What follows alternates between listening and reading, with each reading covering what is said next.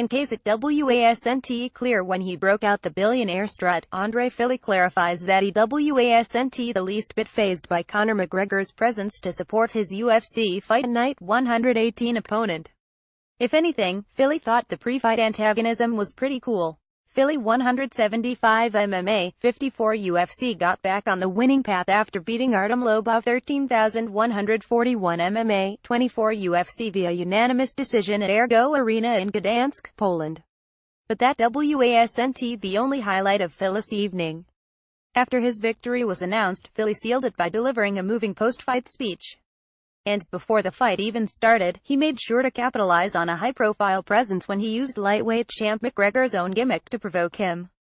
McGregor was there, of course, to support friend and training partner Lobov. And McGregor, he got so excited doing it that referee Mark Goddard had to step in and ask him to keep things professional. So how was it for Fili to have a third and notable antagonist lingering around the cage? I was aware of him, obviously. While Artem was walking out I saw him, Fili told mcgregor Radio. We had our little pissing contest, our little stare down. Expletive started, he was talking expletive, he was talking expletive. We were kind of doing our thing. But I liked that. I thought it was cool. I think the fans thought it was cool. I think part of this sport is showmanship. Also, if it has to do with McGregor, people are going to be excited. I thrive off that expletive. I expletive love confrontation. So him being there and him sort of actually, it was cool. As Fili told MMA Fighting Today, though, Fili was later made aware of a much less pleasant side of the champ's attitude. Having shared mutual declarations of respect with McGregor at the event, Fili took issue with the fake attitude of saying things behind his back. But also, he was adamantly against the homophobic slur he used in the process. There's no need to use words like that, Fili said. You don't need to demean other people to make yourself seem bigger. Whenever you hear someone use that word or call someone a bitch, that makes you look so insecure. In any case, once the fight was on, Fili was all business. During the fight I didn't notice him at all, to be honest, Fili told mcgregor Radio. I was just focused on the fight. I didn't notice he was circling around. When Goddard stopped me and Artem, when I was on top of him, I didn't know why the expletive he was stopping. I didn't even hear McGregor. I was just hearing my cornerman, and I was just trying to beat Artem up.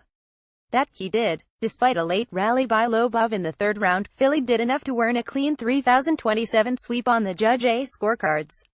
The result landed Fili back on the winning track following a decision loss to Calvin Kattar in July, and maybe spelled retirement for Lobov.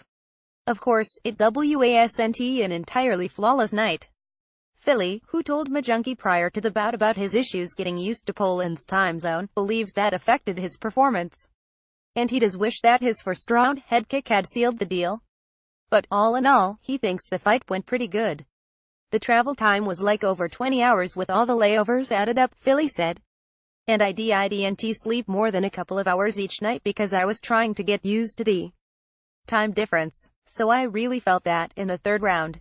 The third round didn't go how I wanted. But I did what I needed to do to get the win. I felt the fight was still pretty exciting, all things considered. Now, as he reclaims both momentum and excitement to be in the cage, Fili already has some ideas for his next steps. First, he'll probably need a few days to recover from the tattoo he was getting done during the interview with mcgregor Radio, a realistic portrait of the Grinch, in case you were wondering. To hear from Fili, check out the video above. Just pardon his occasional, tattoo-motivated grunts. And for complete coverage of UFC Fight Night 118, check out the UFC events section of the site. mcgregor Radio broadcasts Monday-Friday at 1 p.m. ET 10 a.m. PT live from Mandalay Bay Resort Casino's Race Sportsbook.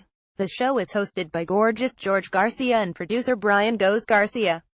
For more information or to download past episodes, go to www.mcgregor.com radio.